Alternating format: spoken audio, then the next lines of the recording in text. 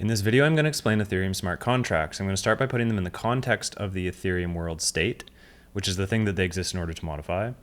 Then we'll talk about how we interact with smart contracts, so transaction call data, function selectors, and the ABI.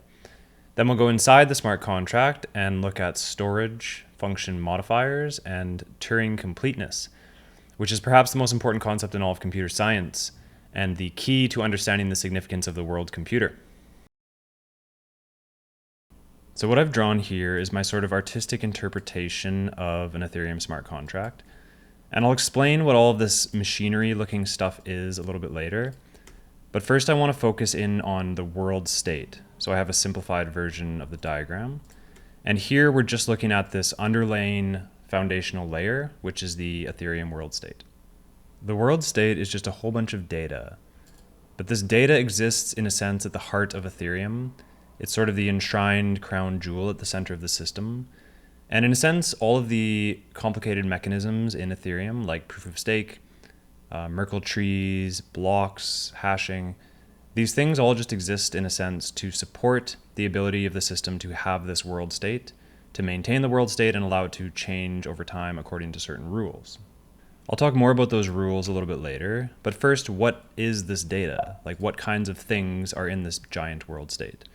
And there's just two sorts of objects. There's regular accounts and contracts. And regular accounts are pretty simple. There's an address that points to a nonce and a balance, just two numbers.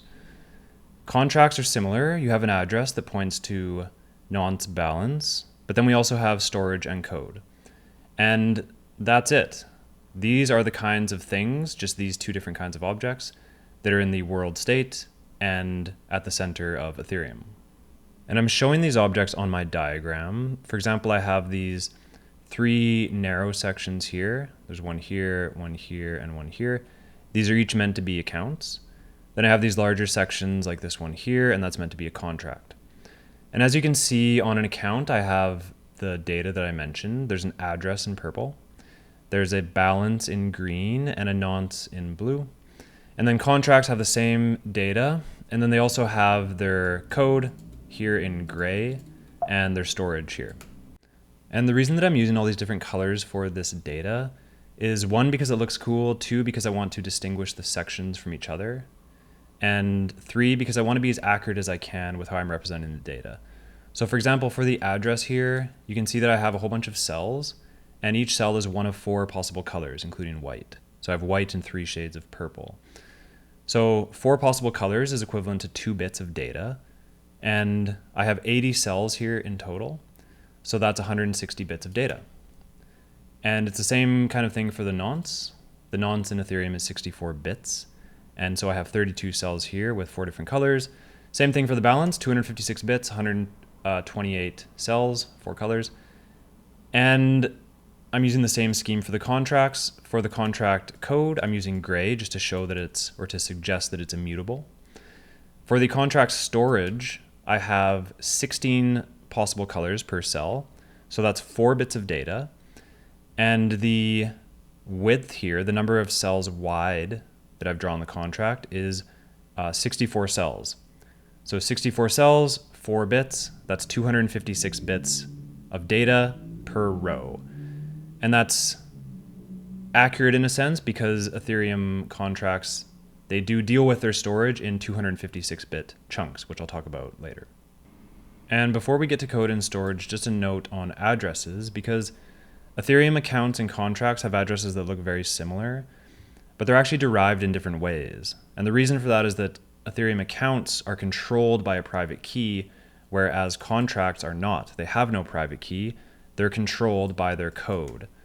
So the way that a address is derived for a regular Ethereum account is that first of all, you start with your private key. So this is just a large random number that you generate. Then you derive from that your public key, which is associated with that private key. Then you hash the public key and take the last 20 bytes of it, and that's your address. In the case of a smart contract, it's a little bit different. You take the address of the deployer of the contract plus their nonce at the time of deployment, and you hash that, and then you take the last 20 bytes of that that value that comes out of that. Or if you're using the create_to method to create the contract, use a slightly different scheme, the sender address plus a salt and the hash of the code plus this header, and you take the last 20 bytes of that. So the address for a regular Ethereum account is linked to the private key, which is important because we need to be able to verify whether a certain transaction was actually signed by the private key associated with some address. For contracts, though, the address is really just an identifier. It's almost just like a random number that has been picked to point to that particular object in the world state. And so one other thing I'd like to talk about is the balance. The balance, as I mentioned, is a 256-bit number, and this is the amount of ETH that the account or contract holds. But the system doesn't really deal in terms of ETH. It does everything in terms of the smallest unit of Ether, which is Wei. So if we take a balance, for example, like this one here, this is one of Vitalik's addresses. We take this amount, 4,600 ETH and a bunch of decimals, and we can convert it to the different denominations of Ether. And this amount, what it really is just this amount of Wei. So it's this huge, like trillion, whatever, amount of Wei. And this is how the system deals with Ether. It doesn't worry about decimal places or fractions of Ether or anything like that. Everything is, like the smallest unit is a single Wei, and that cannot be divided. And then in our UIs, in Etherscan or MetaMask or whatever, we display that in terms of Ether, so we add the decimal, but that's just for convenience, really. The next thing to mention is bytecode. So this is where the logic of the contract lives, obviously, and this data exists on the Ethereum world state in a format kind of like this. This is some contract bytecode. This is the contract creation code. And this is obviously pretty incomprehensible to people. But each two characters is an opcode. This is something the EVM will interpret. It interprets these bytes. So these are hexadecimal characters, so that's 4 bits per character.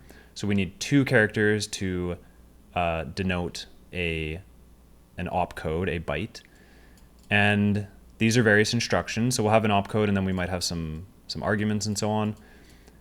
But this data is essentially a whole bunch of these. These are the EVM opcodes. These are the operations that the EVM is capable of doing. And every contract that's deployed to Ethereum, you write it in Solidity, then it gets compiled down to a whole bunch of these opcodes.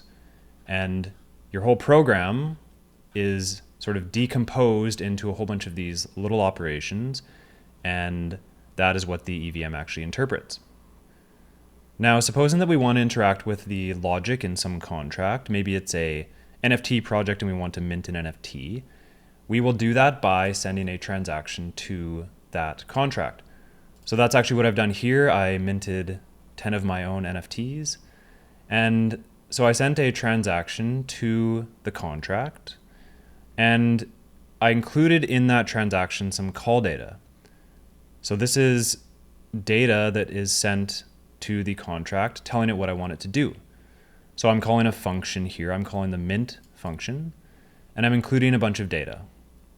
Details for how I want the mint to happen, etc., etc. So you'll notice this method ID here, and you probably already know this, but this method ID is derived by taking the function that we're calling, as well as its arguments, and we want to take the hash of that without the names of the arguments. We just want the function name and the types for the arguments. And if we hash that, we get this hash here. And so then we take the first 4 bytes. So 731133E9, 731133E9. So when I created this transaction and this call data was populated, what it actually looks like is this. And so you can see that that function selector, that code, is the first little chunk of data there. So there's the function selector Then there's the arguments, and they're just kind of like packed in together. And then the contract is able to decode this information and know to mint some NFTs. But how does the contract or the EVM actually decode this information? Like, how does it interpret this method ID and know to send these arguments to the right function, to the right chunk of code? Like, we understand that this function, this method ID, this function selector is derived from hashing this function signature. But remember, the function signature doesn't actually exist in the contract. Like, the bytecode here for the contract does not contain function signatures. It's a whole bunch of bytecode like this, a bunch of bytes. And the compiler, when it compiles, it gets rid of all of this, of the names of functions and so on, because they're not needed, and there's no purpose of having them on chain. So how does the system actually know what to do with this method ID if it doesn't have the name of the function that it corresponds to? It took me a while to find the answer to this question, and the solution is really fascinating. It turns out that the EVM and like the core Ethereum system, it has no idea what a function selector is. All this function selector stuff is actually implemented sort of at the language level. And what I mean by that is, if you think about how we actually interact with a smart contract, what the EVM does is it'll take your transaction with your call data, it'll pull up the contract code that you're calling, and it will set aside your call data for a second and just start executing the bytecode in that contract. So the EVM is really this dumb machine that simply follows the rules or follows the instructions in the contract. And it doesn't know about function selectors. It doesn't take your first 4 bytes and like apply some predetermined, logic to decide where to route it. It doesn't do any of that. All it does is start executing the instructions in the bytecode. And what it's likely to find there is the function selector logic. What the bytecode in the contract is going to instruct the EVM to do is it's going to say, take that call data, pull the first 4 bytes from it, and set that aside. Just hold on to that. Now it's going to then compare those 4 bytes against the signatures for the functions that it has that are public. So maybe it has 4 functions. It's going to go, does it match this? Do the 4 bytes in the call data match these 4 bytes? Do they match these 4 bytes? Do they match these 4 bytes? Until it gets a match. And then when it gets a match, it'll say, okay, now go to this certain section in the contract bytecode and just execute from there. And what's likely to happen then is that bytecode there is going to say, okay, you're calling the mint function.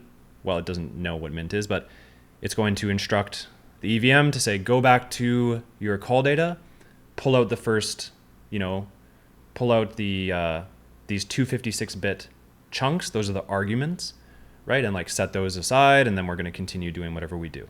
And it's going to execute whatever it does. But that is where the function selector logic lives. So every contract is going to re-implement this on its own. They all have this function selector logic just written into the contract, into their bytecode. And this really kind of blew me away, especially when I was asking about this on Twitter, and Jesper here told me that not only is the function selector logic implemented in the contract, in the bytecode, but you can even have different function selector logic depending on the size of depending on the number of functions that are public that a caller might be calling. Because if you have, say you just have like 4 public functions, you have 4 possible like function selector values, then all you do to implement that logic, the function selector logic, is say, take the selector from the call data, compare it against this one, then this one, then this one, then this one. And it either matches or it doesn't. But if you have like 100 functions that can be called, then going through that list in a linear way like that is going to be very inefficient. Your users who are making transactions, they're going to be paying for that, all that EVM time searching through this big list, only to finally get to the function at the bottom that they're looking for, right?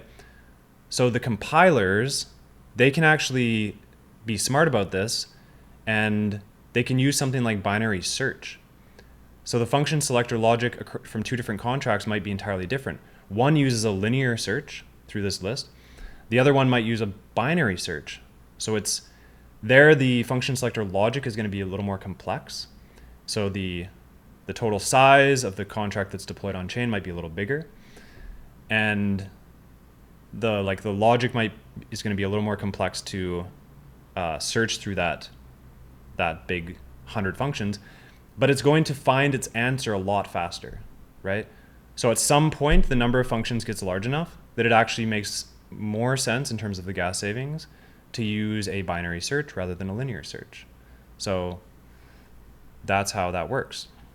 Okay, so I'll say a few things really quickly about constructors and contract initialization.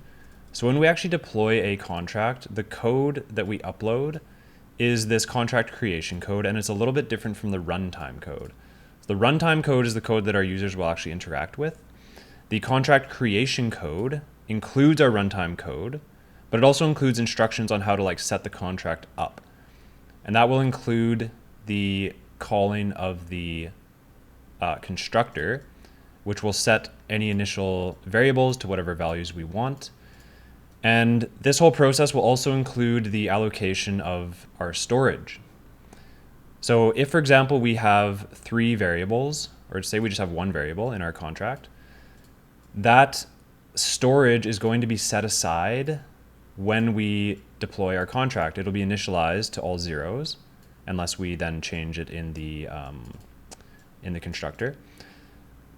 But that storage is, in a sense, it never changes. Like the value that's stored in that variable can change, but the fact that we have that 1 variable there, that doesn't go anywhere. We can't add more variables later, just at any point.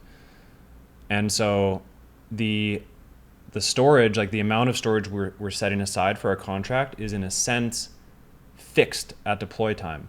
The exception to that, of course, is when we have dynamic data structures like mappings and arrays, where the size of them can change.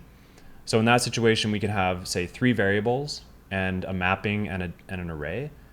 Now, the fact that we have 3 variables, a mapping, and an array, that doesn't change. We can't, at a later date, add another mapping or another variable. We can't do that. But the size of the mapping and array, those can change, and the values within those 3 variables can change, but the set of things that we have in our storage, that is fixed at deploy time. Okay, on to the ABI. What is the ABI? The ABI is the application binary interface. It's really just an interface, a helpful way to communicate how to interact with the contract. So here I have a little contract with 4 functions, but one of these functions is private, so it's not accessible to the outside world. We have 3 functions that are public. And so we need to, or it would be nice to provide some map to our users on how to interact with these functions, right? Ideally, we upload our entire source code somewhere, and that can be verified against the bytecode that we have on chain. But that's not quite ideal, because we don't want to force our users to have to parse through all of our source code in order to know how to interact with the contract.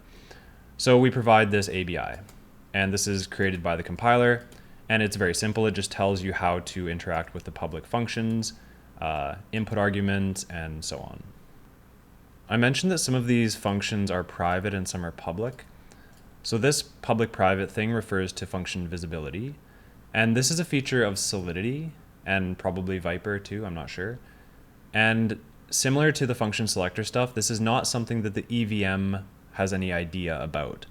When you write code like this and you have a certain function being private, the resultant bytecode that is compiled from this source code, it simply is structured such that the private function cannot be accessed by an external caller.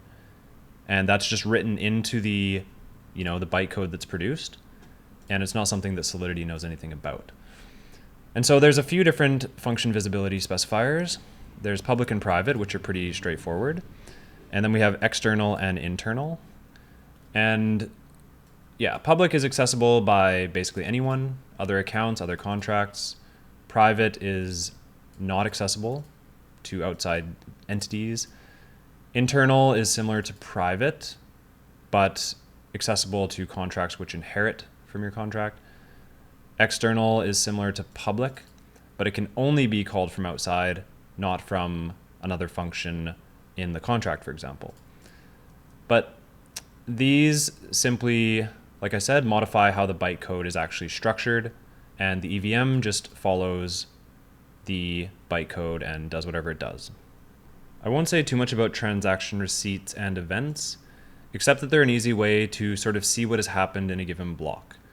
So rather than having to parse through the world state to see if some change that you're interested in has happened, you can just check the transaction receipts and see if an event was emitted, confirming your Uniswap trade or whatever it might be. I won't say too much about storage. I already mentioned that the storage is initialized when the contract is deployed. And it's initialized in a sense as one astronomically large array, which is pretty interesting. But in practice, we can think of it like a key value store. And if you want to learn more about that, check out this article here and this one too. The other thing I'll mention before we get back to the diagram is that we have these modifiers, these function modifiers, and these are things which are features of Solidity. And Solidity will enforce, basically it will use these modifiers to compile our contract in such a way that these features are enforced. So for example, we could have a pure function, and that is a function which doesn't access the state in any way. It's dependent on nothing outside of itself. It's entirely pure. So these functions, an example might be a function that simply adds two numbers. It really doesn't matter what the state of the contract is. It doesn't matter what anything is. That function can just perform its job in this pure way, and that's what it does. We then have view functions, and these are kind of similar, but they disallow modification of the storage of the state, but you can view the state. So these are sort of passive functions in a sense, which are pretty useful actually. We then have payable functions, and this allows us to accept Ether into the contract with the function call. So typically if you send ETH with your transaction when you're calling a function on a contract, it will revert unless the function is payable, unless it's expecting Ether to be sent with the call. And the reason you might send Ether with your call is you might be, lending that Ether on like a DeFi lending app.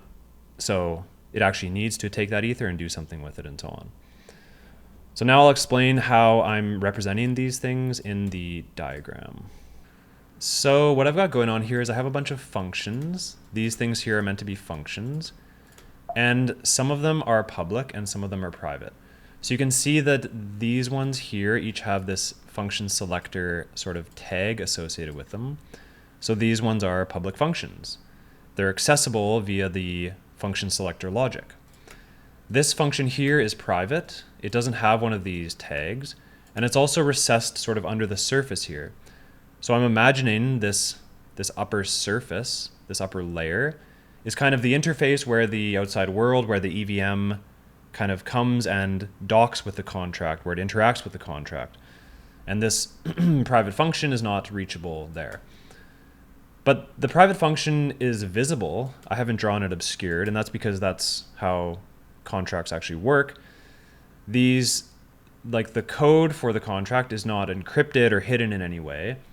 And we can, if we have the source code for the contract, we can verify it against the bytecode, and we can know exactly what the private function is doing. And even if we don't have that, we can decompile the bytecode and get a sense for what it's doing. But that doesn't really matter. We can't interact with the function. We can't call the function because it's not public. I also have, next to the function selectors, this sort of grid here. And this is meant to be where the arguments to the function go. So each of these little squares has these 4 gold kind of pins or conductors there. And what I'm imagining there is that the EVM sort of comes down and like connects in some electronic way and sends the information down to the function. But that's just an artistic interpretation of it. But the function has this place for the arguments to go, and then it does whatever it does, and it has some place for the return value. So this function has a return value, and it displays it on this sort of LCD screen that I've drawn there. Whereas you can see this function here, it doesn't have a return value. This might be an external function. So it's called by like a externally owned account, which it doesn't need a return value. It might emit an event instead or something like that. This function also, by the way, has this payable mechanism here. This little Ethereum crystal is meant to signify that this function is a payable function. So that's where you would input your Ethereum, your ETH, that you're going to send with your transaction, and it would go down and be processed by the function logic somehow, and it would connect to the contract balance. We can see also that some of these functions have this wiring that goes down to the ground floor, and it goes over to this thing, this pyramid, which I've drawn to represent a sort of just a mechanism that interacts with the storage. So these two functions, they are interacting with the contract storage. And these two, for example, you can see that they are just connected directly to the contract storage, and they're just displaying whatever is found here. So these would be view functions. They're public, they're accessible, but they don't actually really do anything. They just sort of communicate whatever's here in this particular place in storage, and they just allow that to be read easily. This function here is meant to be a pure function. You can see that this one, it has arguments that it takes. It has a return value display segment. It has some machinery. It does whatever it does, but it's not connected in any way to the storage, to the state of the contract. So this would be a pure function. So that is the machinery for this specific contract. And kind of what I'm imagining here at a bigger picture is that, we have this Ethereum world state, and it's just a bunch of data, right? It's just inert, lifeless data in a sense. Even this EVM code for a given contract, like it defines some logic, it has some structure, but if it's not being used, if it's not active, it's just this latent kind of passive data. It doesn't do anything, right? So what I'm imagining is this world state is kind of there, it exists, it's kind of in stasis. And then when a transaction actually happens and the EVM starts interacting with a contract, right? Some transaction has occurred, calling some contract. I'm imagining the EVM is sort of like flying over the surface here, and it moves to the contract that's being called, and then it kind of brings it to life, right? It animates that logic that exists there for the contract. It summons it into existence. Like the code is there already, but it's just flat, right? It's not doing anything. The EVM comes and it brings it to life, right? It makes this machinery active and it starts moving and so on. And so the EVM visits upon some contract, spins up all of its machinery, all this abstract machinery. That machinery processes the transaction, it does whatever it does, and maybe the storage changes a bit. Like maybe the result of your transaction to this contract is that a few bits in this storage change, and that could be a big deal for you. That could mean a lot of money. But that's really all that happens, right? Is the EVM comes, it spins it up, the contract does whatever it does, and the state changes a little bit. So at the end of the day, the result of all of this is just that the state changes, right? The result of all that machinery doing whatever it does and computing things and so on is that the storage associated with that contract may change a little bit. The ETH balance may change. The ETH balance for another account may change if the contract sends some ETH or whatever, right? But the point is the world state is the thing that changes as a result of all of this machinery doing whatever it does. But what are the capabilities of this machinery? What are its limitations? Like, how big of a deal is it that we have this world computer thing with this sort of compute space on it, and we can build these abstract machines in it? Like, what are the implications of that? And that brings us to the question of Turing-completeness. But first, what is a Turing machine? So a Turing machine is this abstract computational model, this abstract machine, thought up by Alan Turing in 1936. And the machine that he imagined is actually pretty simple. You essentially have this long, infinite tape, and you have this head which can read and write symbols to and from the tape according to some table of rules. And it's simple enough that we've built these physical approximations of these machines. They don't quite have infinite tapes, but apart from that, they're basically Turing machines. And this also is essentially how our modern computers work, except they have random access to their tape, their memory, but they are essentially Turing machines too. Now, what was really significant about the Turing machine was that Turing showed it to be a fully general machine, a fully general computational machine. And what that means is that the Turing machine is capable of computing anything which can, in principle, be computed. There are certain things which simply cannot be computed, cannot be decided by a machine, but of the entire universe of things which can ever be computed by any possible machine, the Turing machine is capable of computing all that stuff. So what that means is there's no higher machine. There's no machine that we're going to invent in 100 years or 1,000 years that is somehow more computationally expressive than the Turing machine. Now, it's important to distinguish computational expressiveness from the speed and memory of the actual machines that we physically build. Because clearly we've had the idea of Turing machines for many decades, and yet our computers improve every year. They get faster every year. So clearly we're figuring something out. We're improving them in some way. And that's true, but what we're doing there is essentially just making our Turing machines, our computers, run faster. So the computers of today are, in a sense, the same in terms of their expressive ability as the computers from the 60s or 70s. But we're just making our computers run really, really, really fast. And the other little detail there too is that we're also giving them more memory. So the Turing machine was theorized, imagined, as this thing with infinite memory. So it was this machine that's imagined without the limitation that we would have in the physical world, just to get a sense of like what can in principle be computed by this sort of thing, by any machine. But of course, when we actually build any computer, it has to have a finite amount of memory. It has to have a finite tape. And so the computers that we build over time, we give them more memory. So they're still as expressive in a sense, but as you give the thing more memory, there are more problems that it can actually handle, that it can actually do. And GPUs, by the way, are not more computationally expressive either than Turing machines. They're essentially just like having, say, 1,000 little Turing machines all running in parallel really quickly. GPUs are just really good at doing parallel execution of pretty simple computational tasks. And quantum computers are also not more expressive than Turing machines. Anything that a quantum computer does, a Turing machine can emulate that. It can do the same thing too. The difference is a quantum computer can do it faster. There's certain algorithms that a quantum computer can do in a fundamentally faster way, whereas the Turing machine, it can do it, but it'll have to take the long route to do it. One more thing I'll note here is that there are lower machines. There's these computational machines that are like Turing machines, but they're less expressive, they're less capable. These are things like finite state machines, push-down automata.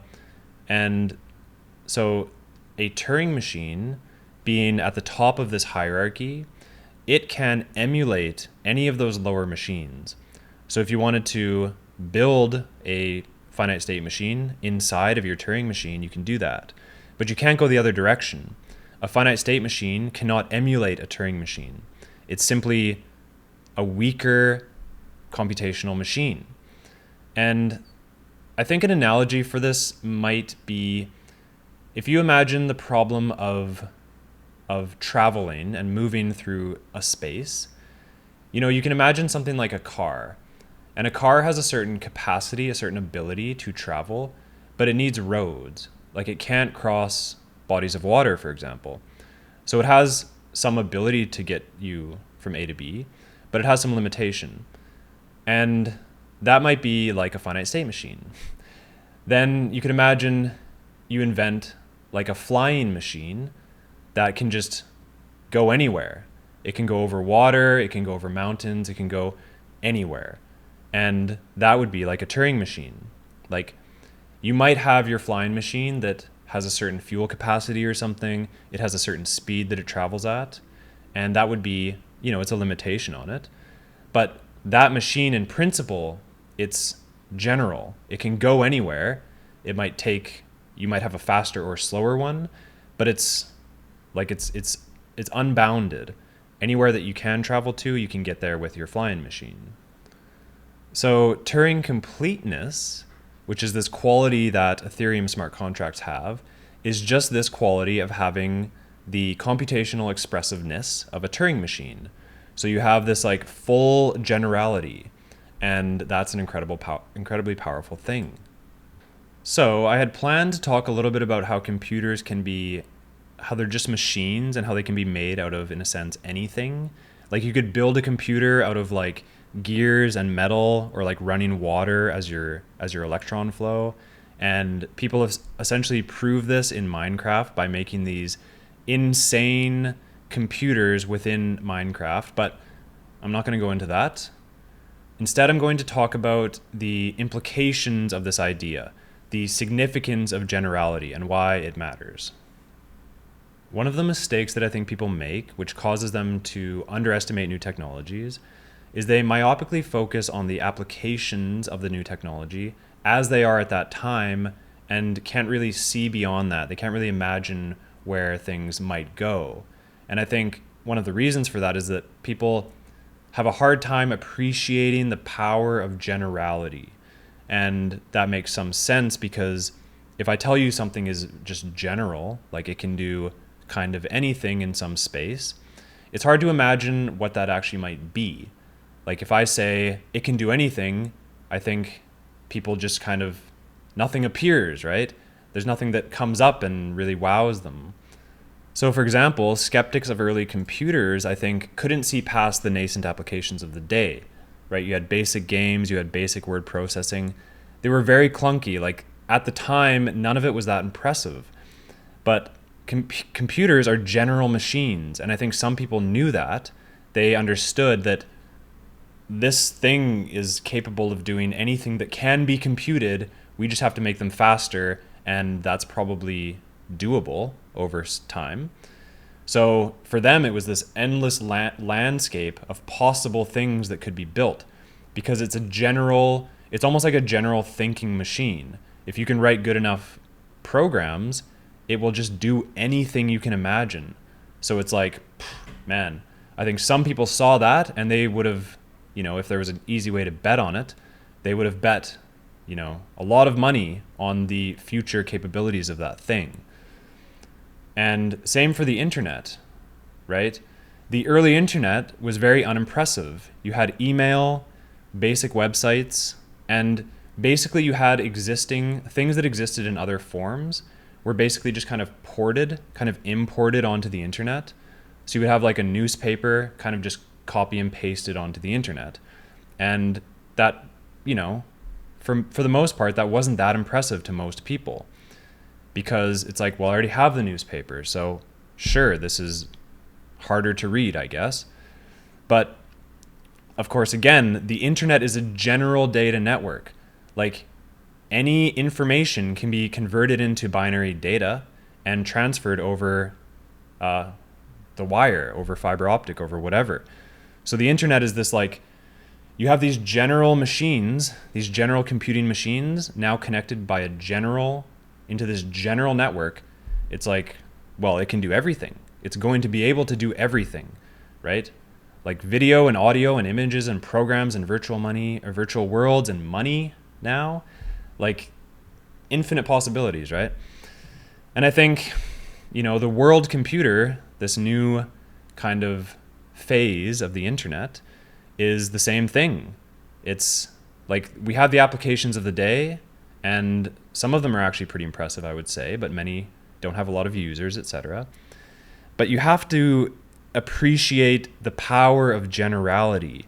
And what are you going to get when you have this general computing machine, this general computing machine in this network full of these computers, these general computing machines connected with this general network, and now you're introducing this world computer, which itself is fully general and has this additional capability of being able to be like the world's computer, like a shared compute space that your programs will run reliably and no one can shut them down, and all of these things, right?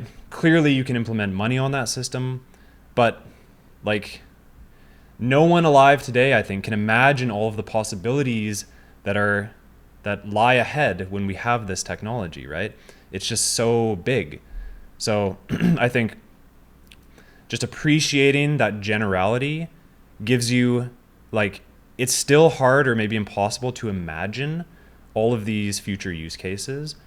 But if you have it in your head that the thing has this incredible power of generality and that the space of possible things is infinite, then you at least have it in your head, like, don't underestimate it, right? Because it's probably going to be huge. So this is a little clip this is Bill Gates on Letterman, and it's just illustrating the point. Gates is talking about the internet, trying to hype it up and not convincing Letterman. And Gates is talking about broadcasting like a baseball game over the internet so people can listen to it. And Letterman's like, have you heard of radio, Bill? And everyone laughs. And the point is, like, he was obviously wrong, right? Letterman completely missed it because he was thinking by analogy and not by first principles. He was just thinking, well, radio, we already have that. But Gates, obviously, he's like, these are general machines on a general network. Like, this is going to be huge. And he was obviously right. And finally, of course, I think while we can't know all of the places this technology will go, I do think that one of the frontiers, one of the big things that are possible potentially with this technology is that we go all the way up the stack. We're starting at money, finance, and we go up from there. We start restructuring our organizations, and eventually we get to the top of that pyramid and we rebuild the government itself using something like this DAO democracy idea from Ralph Merkle, which I'll do future videos on eventually. Because final point is, you know, the fact that the tagline for democracy is that it's the least bad system, like, that should tell you something, you know? Are we really not going to try to improve it? This is the topic for a whole nother video though, so I will end it there. Okay, thanks for watching. The illustration from the video will be available as an NFT. So if you want to support the channel, go ahead and mint some of those. I'm not quite sure what the next topic will be yet, either Ethereum proof of stake or maybe something in the rollups domain. But I will have some podcast style non-crypto videos coming out soon, so watch out for those. And yeah, thanks for watching. Peace.